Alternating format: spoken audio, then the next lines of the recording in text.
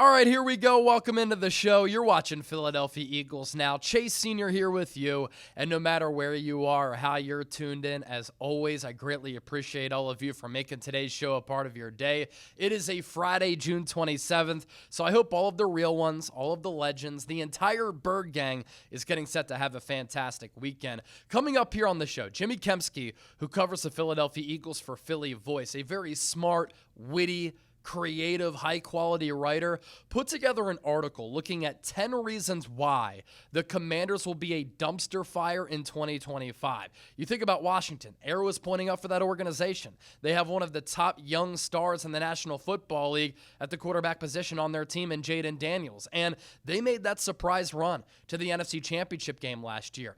Does Washington have another run in them, or will they be one of those disappointing teams who surprised a lot of people last year, and will they really struggle throughout the 2025 campaign? Before we take a look at those 10 reasons, really great analysis coming up, the real ones know.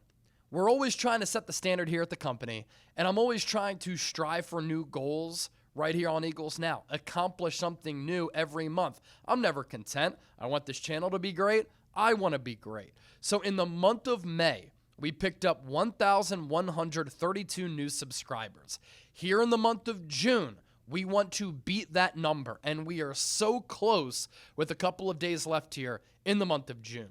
1,051 people have hit that subscribe button here this month. Let's close the gap, hit that subscribe button. Training camp is coming up, then the preseason, regular season, news, analysis, rumors, watch parties, live shows coming your way every single day here on the channel. Long-form content, short-form content, and anytime I'm talking birds, I want our coverage to be insightful, informative, entertaining, thought-provoking. I want you to have the voice.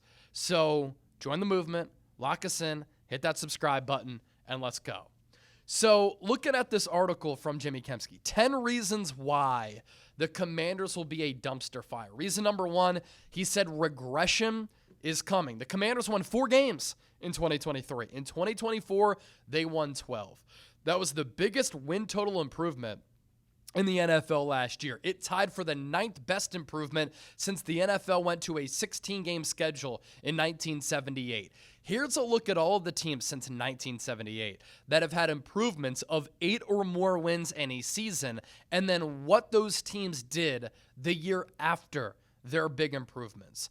We're looking at the 98 to 2000 Colts, 2007 to 2009 Dolphins, 2015 to 2017 Cowboys, 2011 to 2013 Colts, 2012 to 2014 Chiefs, 98 to 2000 Rams, 2003 to 2005 Steelers, 18 to 20 Niners, 91 to 93 Colts, 96 to 98 Jets, 2000 to 02 Bears, 03 to 05 Chargers, 87 to 89 Bengals, 2014 to 2016 Panthers, and then the Commanders 2023 going into 2025. And let's just go down in order. Colts, -3 that third season in wins. Dolphins -4, Cowboys -4. The Colts stayed the same, 11-5 and 11-5. The Chiefs -2, Rams -3, Steelers -4, 49ers -7, Colts -5, Jets did improve, +3. That was the 98 Jets team that went 12-4. Bears -9, Chargers -3, Bengals -4, Panthers -9. History shows, with the exception of 2 teams there on that list, that in that third year, after you have that huge improvement in wins in that second year of that 3-year span, you are bound to be in the red that third year. And some of the Commanders' wins last year were very fluky. Week 2 against the Giants, Giants lost their kicker. Week 8 against the Bears, that was the Jayden Daniels Hail Mary. Week 15 against the Saints, Derek Carr did not play. The Saints were 0-7 with the point differential of -123.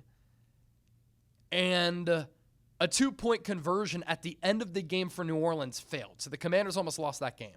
Week 16 against the Eagles, Jalen Hurts got hurt very early in the first half. Week 17 against the Falcons, Falcons missed a field goal with the replacement kicker at the end of regulation. Commanders won in OT. Wild card round against the Bucks, they got a doink off the right upright for the win. Divisional round against the Lions when they won that game. It was an impressive victory. They blew them out. But Detroit, they were without Aiden Hutchinson, Aleem McNeil, Kyle Pico, Derek Barnes, Carlton Davis. They were missing a lot of their top defenders. So interesting stuff right there off the bat. Reason number 2, the Commanders have made some dumb trades. For Marshawn Lattimore, Washington gave up a second-round pick. For Deebo Samuel, Washington gave up a 5th. For Laramie Tunsil, they gave up a 3rd. 4th-round pick, they gave up a 4th. 5th-round pick, they gave up a 4th as well, I believe. And so, point here being, the Commanders have made a lot of iffy to weird trades. And think about the players who they've gotten, right? Marshawn Lattimore missed the first 4 games with a hamstring injury last year. And he played 2 games, missed 2 more, then returned for the playoffs, but wasn't close to the player who he was in his prime. Commanders are paying him $18 million this year. Deebo Samuel, after being a first-team All-Pro in 2021, when he had 77 catches for 1,400 yards, 18.2 yards per catch, 6 touchdowns as a receiver. Then he added 365 rushing yards and 8 touchdowns on the ground on 59 carries, 6.2 yards per carry. He's gone downhill since then. Last year, he was a shell of himself. Overweight, hurt, lacked burst, lacked speed. The Commanders took a chance on trading for him, and with what we saw in the spring, Deebo was looking slow. I do like the Laramie Tunsil trade. The Commanders have a young quarterback on their rookie contract. You got to keep him upright and healthy. Commanders' offensive line wasn't good enough, especially against Philadelphia. I think Laramie Tunsil can still play. Number 3, though, the Commanders have made some weird signings, including giving Javon Kinlaw a 3-year, $45 million contract worth $15 million per year. Kinlaw is massive, but he's a terrible run defender. In the NFC Championship game back in 2022, Eagles tossed him around like a rag doll. And after he signed a 1-year prove-it deal worth $8 million with the Jets, he was just okay. And then the Commanders gave him $50 million per year. Adam Peters, the Commanders general manager, was the assistant GM with the Niners before coming to Washington. He was a part of that front office that drafted Kinlaw. That is a huge overpay. Reason number 4, Commanders are old. So you look at their team. The perspective nationally is that they are young because you have Jayden Daniels. But they have 30 players who are 29 years old or older. Here's how that compares with the rest of the NFL. Commanders have those 30 players 29 or above. The next closest team has 19 players 29 years old or older, and that's the Falcons, Lions, and Texans. The Eagles, for instance, way down at the bottom of that list, they only have 8 players who are 29 or older. This is an old football team. Reason number 5, the Commanders' pass defense might not be good. None of their projected starting 4 up front, Dorrance Armstrong, Dietrich Weiss, Daron Payne, Javon Kinlaw, had more than 5 sacks in 2024. At corner, Mike Sainristil still does look like a good player. Talked about him a lot last year. But the outside spots, Marshawn Lattimore, Jonathan Jones, and Trey Amos. Trey Amos had a good spring. Liked him coming out of Ole Miss, 4.4 speed, but he's a rookie. I'll take my chances with A.J. Brown and Devontae Smith. Number 6, Washington's run defense might suck again. During the regular season, The Commanders had their third worst run defense in the NFL in terms of rushing yards allowed per game. The Panthers gave up 179.8 rushing yards per contest. They were 5-12. The Saints, 141.4. They were 5-12. The Commanders, 137.5. They were 12-5. Cowboys, Bears, Giants, Titans, Jags, Colts, Patriots, also on that list. None of those teams were over 500. The only team that was close to being 500, the Colts at 8-9. See what Kempski's getting at here? See what we're talking about here? Commanders had a pretty fluky season. Next up, number 7. Their rushing offense carried by their quarterback. The Commanders finished third in rushing yards last year with 154.1 rushing yards per game. But if you're a Commanders fan, are you worried that a lot of that came from Jayden Daniels? Last year, he ran 148 times for 891 yards, 6 yards per carry and 6 touchdowns. He had 148 rushing attempts. Brian Robinson had 187, Austin Eckler 77, Jeremy McNichols 55, Chris Rodriguez 35, Marcus Mariota 18. So when your quarterback is running it that much and your ground game relies on the quarterback to run it that much, that's a concern. Now, you look at other quarterbacks who run it a lot, Lamar, Josh Allen, Jalen Hurts, Kyler Murray.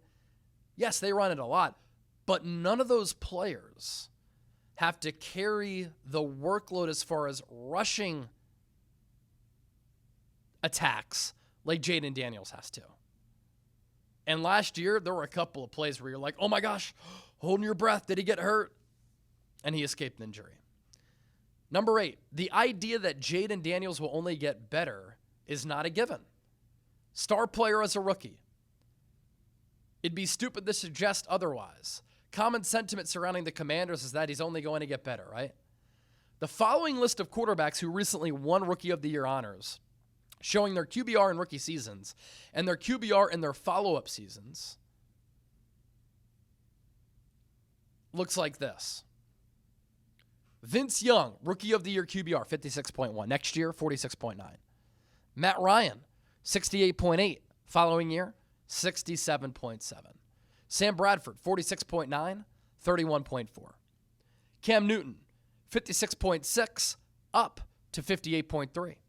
Robert Griffin III, hello Washington, 69.4, down to 50.4. Dak, 77.6 to 70. Kyler Murray, 57.7, up to 61.9.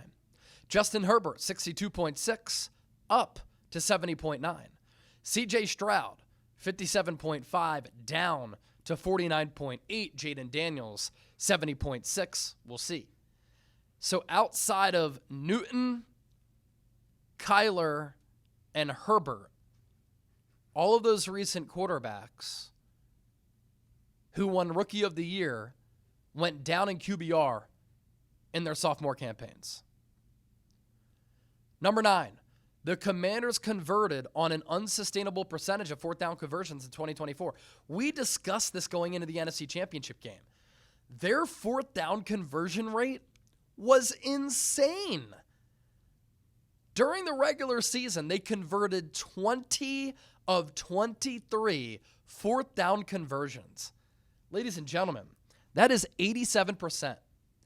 Best rate of any team in the Super Bowl era. There's no way that's sustainable. And number 10, Dan Quinn turtled up in the Commanders' biggest moment. Speaking of fourth down conversions, opening drive, NFC Championship game, Commanders came out in no huddle. They put a little bit of a scare into Eagles fans. They converted on a 3rd and 6 from their own 34. 3rd and 6 from their own 45. 4th and 5 from the Eagles' 43. And a 4th and 2 from the Eagles' 28. On 4th and 3 from the Eagles' 16, Dan Quinn, otherwise known as Mr. 28-3 against the Patriots, decided on the 18th play of the drive to kick the field goal.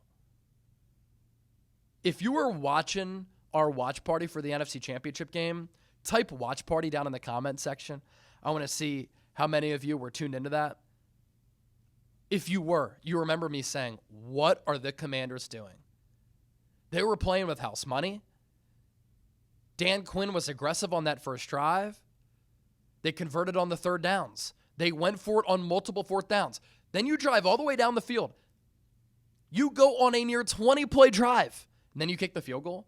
That was a win for the Eagles.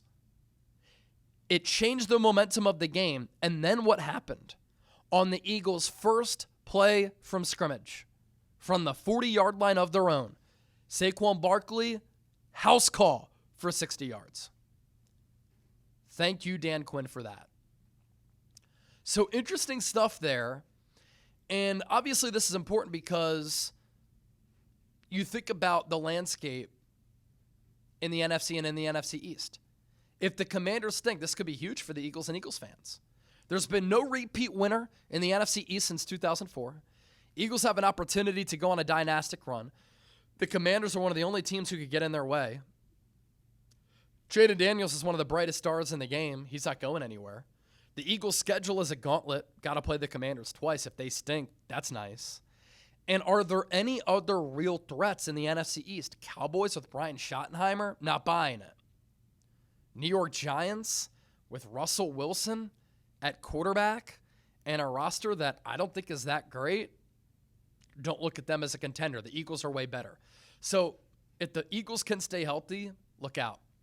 This team could go on another special run in 2025, but they could form a dynasty in the city of brotherly love. Thanks for tuning into the show. Hopefully you all enjoyed the content. Keep rocking with us here on Philadelphia Eagles Now. Don't forget to hit that sub button, and thank you so much for supporting the channel.